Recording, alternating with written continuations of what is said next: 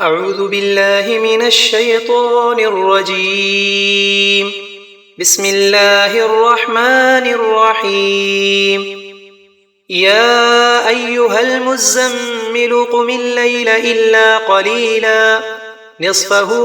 أو انقص منه قليلا أو زد عليه ورتل القرآن ترتيلا إنا سنلقي عليك قولا ثقيلا إن ناشئة الليل هي أشد وطئا وأقوم قيلا إن لك في النهار سبحا طويلا واذكر اسم ربك وتبتل إليه تبتيلا رب المشرق والمغرب لا إله إلا هو فاتخذه وكيلا واصبر على ما يقولون واهجرهم هجرا جميلا وذرني والمكذبين أولي النعمة ومهلهم قليلا إن لدينا أنكالا وجحيما وطعاما ذا غصة وعذابا أليما يوم ترجف الأرض والجبال وكانت الجبال كثيبا مهيلا إنا أرسلنا إليكم رسولا شاهدا عليكم كما أرسلنا إلى فرعون رسولا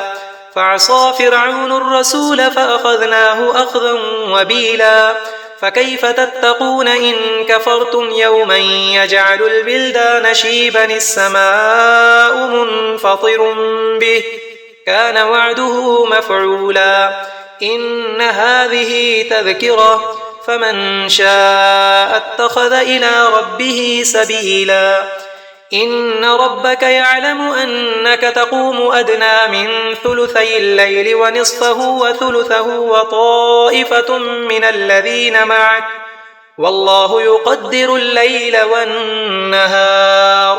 علم أن لن تحصوه فتاب عليكم فاقرؤوا ما تيسر من القرآن علم أن سيكون منكم مرضى وآخرون يضربون في الأرض يبتغون من فضل الله وآخرون يقاتلون في سبيل الله فاقرؤوا ما تيسر منه وأقيموا الصلاة وآتوا الزكاة وأقرضوا الله قرضا حسنا وما تقدموا لأنفسكم من خير تجدوه عند الله هو خيرا وأعظم أجرا واستغفروا الله إن الله غفور رحيم.